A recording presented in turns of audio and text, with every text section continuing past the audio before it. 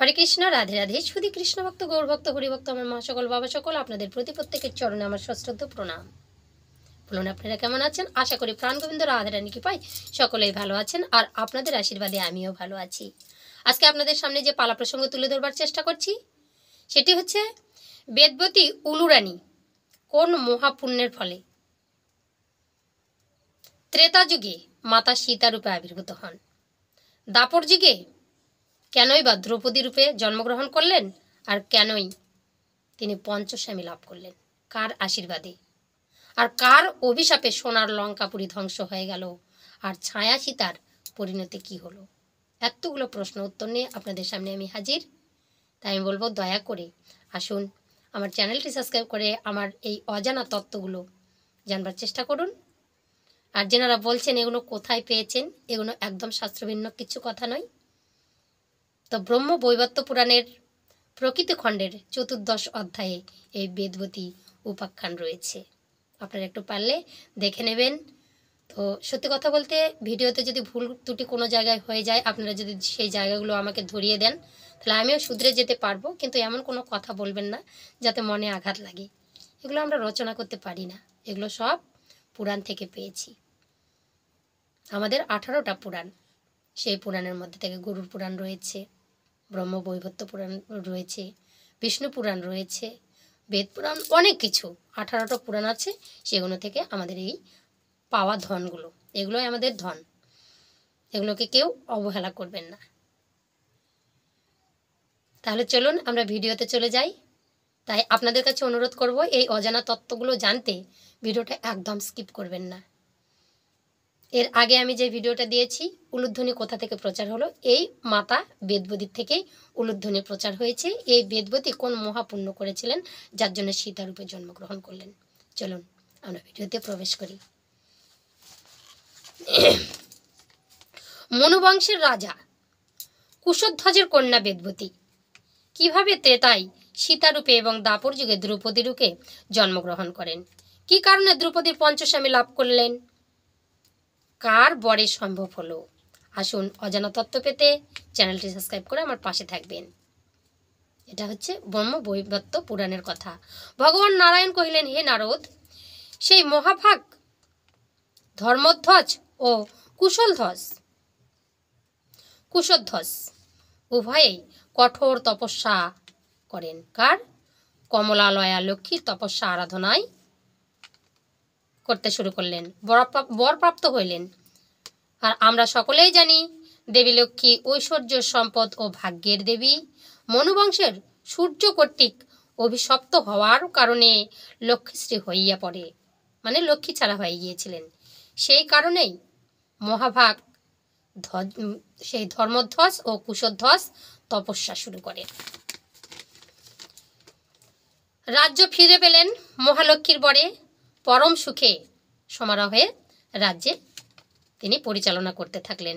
কুশধ্বজ কি করলেন?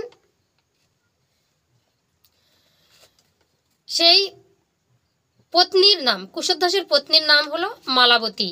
তিনি অতিশয় পতিপরায়ণা।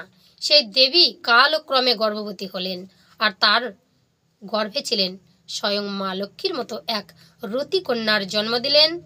আশ্চর্যের বিষয়, এই কন্যা ভূমিষ্ঠ হইয়াই মাত্রই সুতিকা গৃহেই স্পষ্ট বেদপাঠ শুরু করলেন। বেদধ্বনি করতে করতে গাত্রোত্থান করিতে থাকলেন। জন্মমাত্র কন্যা বেদধ্বনি করিয়াছিল, এই জন্যই মণিগণ তাহার নাম দিলেন বেদবতী। জানতে পারলেন বেদবতী কেন হয়েছিল? আমরা এমনি এমনি যে জীব কেটে দিয়ে ভগবানের নাম করলে যে উলুবতী হয়ে যাবে তা কিন্তু নয়। তেনার একটা বংশ পরিচয় আছে। তিনি কে আসলে?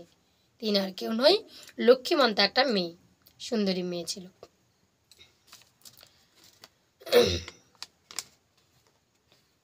বড় তপস্বিনী বেদবতী, আর কি করতেন? সব দিকে মান ঐশ্বর্য, মানে এত সুন্দরী, খুব সুন্দরী ছিলেন তিনি, কুশধ্বজের কন্যা বেদবতী। আর তিনি কি করলেন? এত যে রূপ যৌবন, তার কোনো অহংকার করলেন না, সে কোনো ভুরুক্ষেপই করলেন না। শিশুকাল থেকেই তিনি বেদ পাঠে পরিপূর্ণা, জন্মগ্রহণ করেই বেদধ্বনি করে উঠলেন। যার জন্য নাম হলো বেদব্যতী। এবার বেদব্যতী যখন বড় হলেন, যৌবন যৌবন বয়সের হয়ে উঠলেন, দেখতে আরো সুন্দরী হয়ে উঠলো, তিনি তখন কি করলো? সংসার ছেড়ে দিল বাবা। সে কোথায় গেল? বেদব্যতী পুষ্কর তীর্থে গমন করলেন, আর এক মন্বন্তর মানে ৭১ চতুর্যুগ পর্যন্ত কঠোর তপস্যা করলেন। এরপর দীর্ঘকাল তপস্যার পর তার শরীর শীর্ণ হলো না, যেমন সুন্দরী ছিল তেমনই। আমাদের মতন মানুষ 10 দিন না খেয়ে থাকলে, 2 দিন না খেয়ে থাকলে বিছানা থেকে উঠতে পারবো না, কিন্তু বেদব্যতীর তা হলো না। বেদব্যতী আর রূপ যৌবন যেন ফিকে উঠতে ধরলো, আরো সুন্দরী হয়ে গেল ৭১ কল্পকাল। তাহলে বলুন এবার কি করলেন? আকাশ পথে বেদব্যতী একদিন কি করলো? দৈববাণী শুনতে পারলেন। দৈববাণী হইলে সুন্দরী, তপস্বিনী, কুমারী, অপরূপা সুন্দরী কি হলো? জন্মান্তরে সর্বভূত আত্মা, সর্বস্বরূপ স্বয়ং বিষ্ণু তোমার স্বামী হবে। কি হলো? আকাশ পথে দৈববাণী হলো। আর বেদব্যতী রুষ্ট হয়ে গেল। কেন? তিনি বিয়েই করতে চাননি। বিয়ের কথা শুনে বেদব্যতীর মনে বড় দুঃখ হলো। তারপরে কি হলো? বেদব্যতী যখন রুষ্ট হয়ে গেল নির্জন স্থানে, তখন তিনি চলেন দীর্ঘকাল তপস্যা করতে থাকলেন। কোথায়? লঙ্কাপতি রাবণের রাজ্যে গন্ধমদ পর্বতে।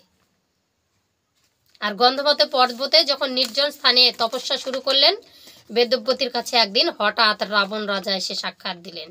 আর যেই না রাবণ রাজাকে দেখছেন, রাবণ রাজাও ধার্মিক রাজা, সঙ্গে সঙ্গে বেদব্যতী তার চরণে প্রণিপাত করে ঘরে যা আয় ছিল ফল ফলান্তি সব কিছু দিয়ে তার পরিষেবা দিলেন।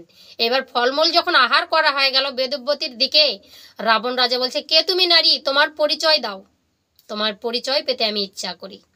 বেদব্যতী দিতে চাইল না। বেদব্যতীর দিকে কামনার রোষানল ছুড়ে দিলেন। কামনার জন্য তিনি কি হলেন? ধরতে গেলেন, আকর্ষণ করতে গেলেন। বেদব্যতী বলছে, এত বড় সাহস! রুষ্টু তাকে যেই না তাকিয়েছেন, বলছে, ওরে দুষ্টু, দুরাচার পাপিষ্ট, তুই আমার দিকে কামনার বশীভূত হয়ে তাকিয়েছিস, তোকে আমি অভিশাপ করলাম। সতী নারীর অভিশাপ বাবা। বলছে, তোর এই কামনার রোষানলে তোর সোনার লঙ্কাপুরি একদিন ছারখার হয়ে যাবে। যেই না বলা, আর বলছে, আরো শুনে রাখ, ওরে দুষ্টু পাপাচারী, তোর যে কামনার রোষ আমার শরীরের মধ্যে পড়েছে, এই মাত্র এক্ষুনি আমি এই শরীর বিসর্জন করব। ইচ্ছা মৃত্যু দেবেন। যেই না বিসর্জন দিতে মানে সক্ষম হয়, তখনই সঙ্গে সঙ্গে কি করলো? রাবণ রাজা ধীরে ধীরে দেখছে হাত পা জড়বস্তুতে সেই জড়ত্বতে পরিণত হয়ে যাচ্ছে। সঙ্গে সঙ্গে বেদব্যতীর চরণ ধরে স্তবতুতি শুরু করেছে, হে কমলা, হে লক্ষ্মী মাতা, তুমি আমাকে ক্ষমা করো, আমি অপরাধ করেছি, আমি বহু পাপী। যেই না বলা, সঙ্গে সঙ্গে রাবণ রাজা আবার তার হাতে পায়ে বল পেল। কিন্তু ওই যে বেদব্যতীর অভিশাপ খণ্ডানা গেল না। বেদব্যতী কলেবর ত্যাগ করলেন সেখানেই। আর এই আশ্চর্যজনক ঘটনা দেখে রাবণ ঘরে গিয়ে কিছুতেই শান্তি পাচ্ছে না। এ কি দেখলাম? এ নারী যেন অপরূপ সুন্দরী, এ নারী যেন আমাকে আশ্চর্য করে দিল, এরকম কোনোদিনও আমি দেখিনি। রাবণ রাজা এই করতে থাকুক, আর এইদিকে বেদব্যতী কি করলো? সেই সত্যযুগ ছেড়ে দিয়ে ত্রেতা যুগে সীতামাতা হিসাবে জন্মগ্রহণ করলেন। সীতামাতার সঙ্গে সেই রামচন্দ্রের বিবাহ হলো। এবার বিশ্ব ব্রহ্মাণ্ডের ভগবানকে লাভ করলেন সীতামাতা। এবার লাভ করবার পরে সীতামাতা আর রামচন্দ্রের খুব সমারোহে দিন কাটতে থাকলো, আহ্লাদিনী হয়ে গেলেন। ভগবান স্বয়ং রামচন্দ্রের স্ত্রী সীতা বহু তপস্যা করেই কিন্তু ভগবানকে লাভ করেছেন। এবার কি হলো? যখন ওই যে পিতৃ বাক্যে যেন পিতৃর মান রক্ষা করবার জন্য, পিতার মান রক্ষা করবার জন্য 14 বছরের জন্য বনবাসে গেলেন। এবার যে না বনবাসে গেলেন, এক নদীর ধারে, সরযূ নদীর ধারে, সেখানে গিয়ে বসত স্থাপন করলেন পঞ্চবটী বনে। আর তার পাশেই একটি নদী ছিল, সেখানে ব্রহ্মার সঙ্গে দেখা হলো। ব্রহ্মা তখন ভগবান রামচন্দ্রকে বললেন যে, সীতামাতাকে হরণ করবার সময় এসেছে, তোমার আসল সীতা আমাকে দিয়ে দাও, আর আমি একটা ছায়া সীতা তৈরি করে তোমাকে দিচ্ছি, এটা নিয়ে তুমি লীলা প্রকাশ করো। আর যেই না ছায়া সীতা করলেন, আসল সীতাকে সেই ব্রহ্মাদেবের কাছে রেখে ছায়া সীতা করলেন। সেই ছায়া সীতা একদিন কি করেছেন, সকলে মিলে এই যে ছায়া সীতাটা করলেন একমাত্র প্রভু রামচন্দ্র আর ব্রহ্মাদেব ছাড়া কেউ জানলো না। প্রাণের ভাই লক্ষণ সেও জানলো না। আর ছায়া সীতাকে নিয়ে যখন বনের মধ্যে এই যে লীলা শুরু করেছেন, আর তখনই আসলো মায়াবী রাক্ষস মারিচ, সোনার হরিণ রূপে এসে খেলা করতে ধরলো। আর মাতা সীতা ওই সোনার দিকে আকৃষ্ট হয়েছিল। বাবা, যদি মাতা সীতা সোনার দিকে আকৃষ্ট না হতো তাহলে মাতা সীতার কখনো সর্বনাশও হতো না, মাতা সীতা হরণও হতো না। দেখুন সোনাতে কি আছে, আমরা কাঠের মালায় সোনা ঝুলিয়ে দিই। সোনার কারণে একমাত্র যে পরীক্ষিত রাজা তারও ধ্বংস হয়েছে, অভিশাপ প্রাপ্তি হয়েছে। সোনার জন্য ধন সম্পত্তির লোভ করলে ভগবান ছেড়ে যান, তেমনি মাতা সীতা ভগবানকে ছেড়ে ভগবানের সঙ্গে যে ঘর করছেন সেটা তার মনে নেই, স্বামীর থেকে সোনাকে বেশি প্রয়োজন মনে করলেন মাতা সীতা। স্বামীর কাছে আনয় বিনয় শুরু করলো, ওই যে হরিণটা যাচ্ছে আমাকে একটু ধরিয়ে দাও। স্বামী কি করলেন, স্ত্রীর আজ্ঞা পালনের জন্য, তিনিও তো রাজকন্যা, কোনো সুখ দিতে পারিনি, জঙ্গলের মধ্যে নিয়ে এসে তোমাকে বাস করছি। ছুটতে ছুটতে মারিচের পিছন লেগে গেল। যেই না সরবান দিয়ে দিয়েছে, মারিচ নিজের স্বরূপে এসে ভগবানকে দেখতে দেখতে মৃত্যুবরণ করলেন, তিনি বৈকুণ্ঠ ধাম প্রাপ্তি হলেন।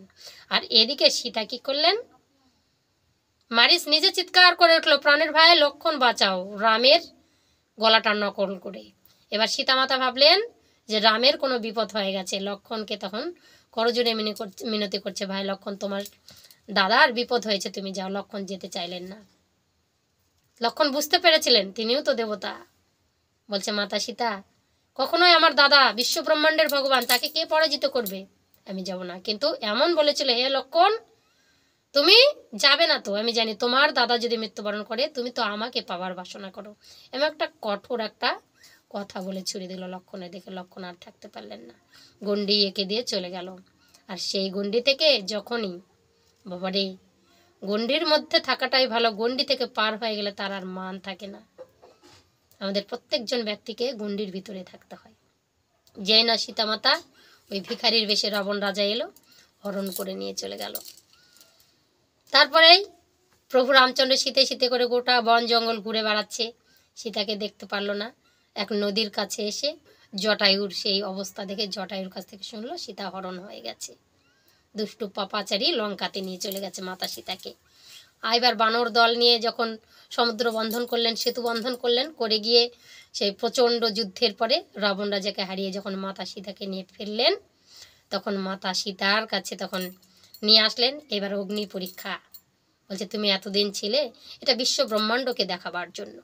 প্রভু রামচন্দ্র সীতার অগ্নি পরীক্ষা দিলেন। লক্ষণ অবাক হয়ে গেল, কেন অগ্নি পরীক্ষা দিচ্ছে। অগ্নি পরীক্ষাটা এই কারণে দেওয়া, কারণ অগ্নিদেব ব্রহ্মাদেব সীতা ছায়া সীতাকে প্রভু রামচন্দ্রের কাছে লীলা প্রকাশের জন্য দিয়েছিল। তাই আগুনের মধ্যে প্রবেশ করিয়ে দিল সীতাকে, মানে ব্রহ্মাদেবের কাছে নিক্ষেপ করে দিল। এবার লক্ষণ অবাক হয়ে গেল, কি এত কষ্ট করার পরে বৌদিমাকে আমরা নিয়ে আসলাম, তারপরেও আপনি আগুনের ভিতর দিয়ে দিচ্ছেন। দাদার উপর প্রচণ্ড রেগে গেল। তারপরে আসল সীতাকে রামচন্দ্রকে দেওয়া হলো। ছায়া সীতা বলছে, প্রভু, ব্রহ্মাদেব বলছে, প্রভু আমি এখন কি করব, আমি তো তৈরি হয়ে গেছি, আমার কি করণীয়। ব্রহ্মাদেব আর প্রভু রামচন্দ্র বললেন, তুমি চলে যাও গন্ধমদ পর্বতে, গিয়ে সেখানে তুমি ধ্যান আরম্ভ করো, ধ্যান তপস্যা করো, ভোলানাথের ধ্যান। আর ভোলানাথের ধ্যান শুরু করে দিলেন ছায়া সীতা। ছায়া সীতা ধ্যান করতে করতে ভোলানাথ প্রকট হলেন। যেই না প্রকট হলেন, বললেন, তোমার ধ্যান তপস্যায় আমি সন্তুষ্ট হয়েছি, কি বর চাও তুমি মা। 5 বার বলছে, আমাকে পতি দান করো, আমাকে পতি দান করো, আমি পতিব্রতা স্ত্রী হতে চাই, আমাকে প্রতিবার দান করো, আমাকে প্রতিদান করো, আমাকে প্রতিদান। তখন স্বয়ং ভোলানাথ বলছে, তথাস্তু, তুমি যেমনটি করে 5 বার আমার কাছে আশীর্বাদ চেয়েছ, 5 বার আশীর্বাদের কারণে তুমি 5 পতি লাভ করবে। পঞ্চপতি লাভ করে তোমার নাম হবে পাঞ্চালী, তুমি দ্রৌপদী রূপে আবির্ভূত হও। ব্রহ্মা যজ্ঞ শুরু করলেন, আর যজ্ঞ থেকে 5টা শিখা একত্রিত হয়ে মাতা দ্রৌপদীর সৃষ্টি হলো। আর যেই না মাতা দ্রৌপদীর সৃষ্টি হলো, দ্রৌপদ রাজার কন্যা হয়ে সেখানে থাকলেন। আর অর্জুনকে নিয়ে দ্রোণাচার্য সেখানে গেলেন।